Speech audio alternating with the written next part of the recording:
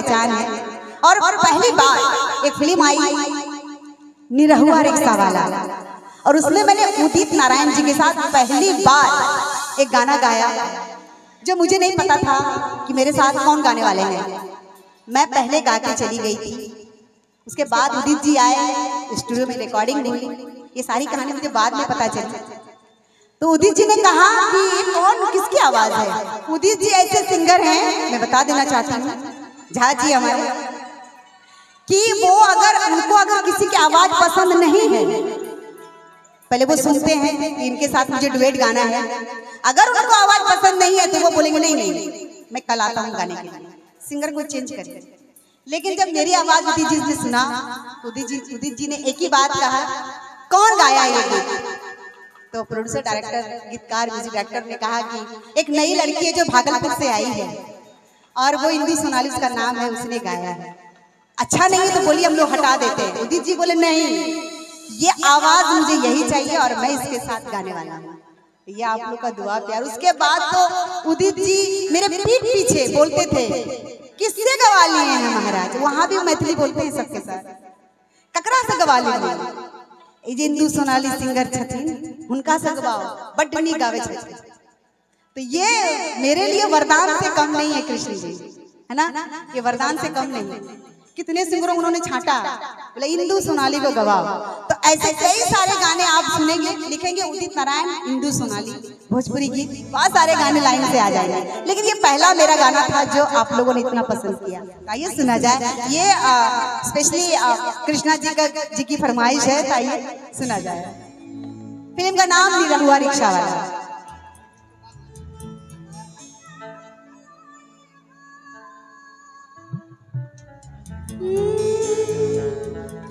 कनी और मंच बड़ा हेबाक चाही छला नहीं, कि एकदम नजदीक में छे ने त लड़ै छे आवाज आपस में, झगड़ा करे छे सिंगर के आवाज और म्यूजिशियंस के बजाय सब आपस में लड़ाई हो रहल छे, सुर और लय।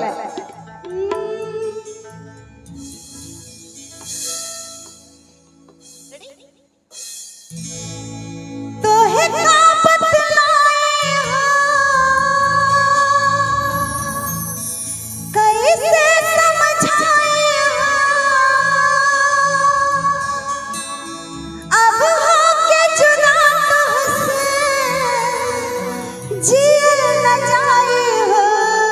चांद जैसन के चांद जैसन चेहरा तोहार दिल हमार ले गए, के चांद जैसन चेहरा तोहार दिल हमार ले गए।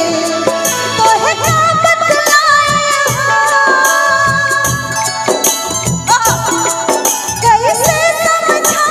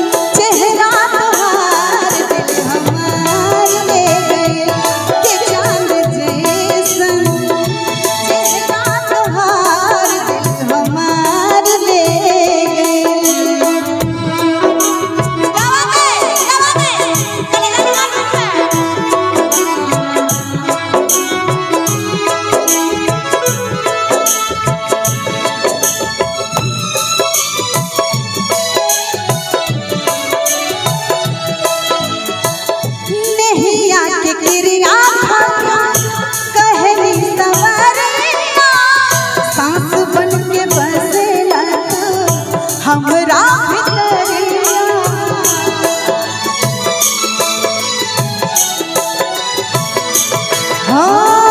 प्यार करे कितना कैसे बताए, बहुत करे जापन चीर के दिखाए।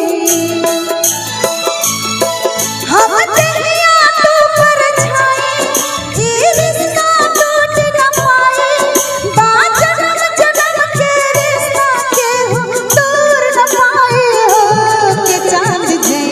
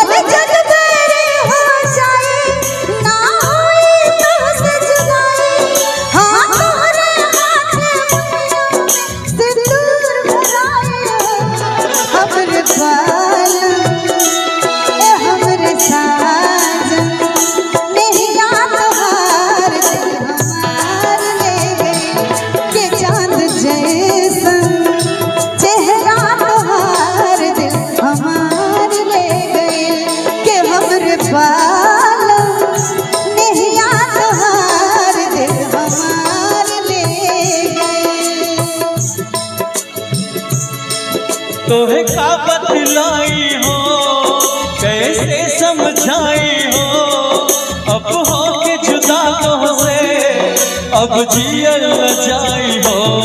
चांद जैसन हो के चांद जैसन चेहरा तोहार दिल हमारा ले गए।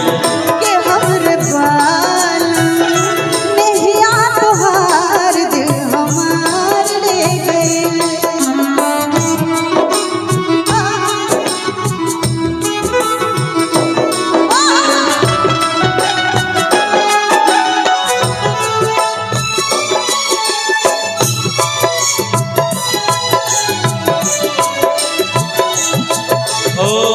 प्यार कर ले तुमसे कैसे बताई, कहता करे जा अपन चीर के दिखाई।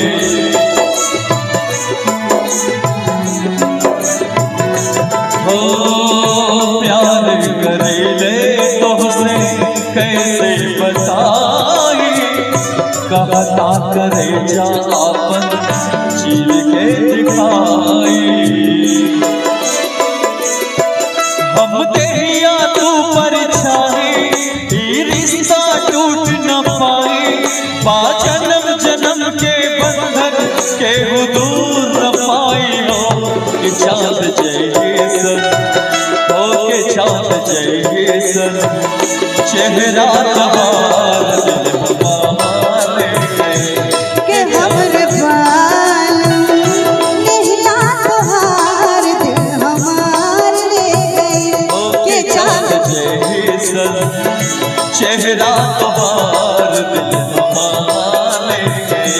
के हमरे बाल नैया तोहार दिल हमार ले गए। ये गीत ना ब्रजेश जी को बहुत पसंद है, इसलिए और अंदर से सिंगर भी हैं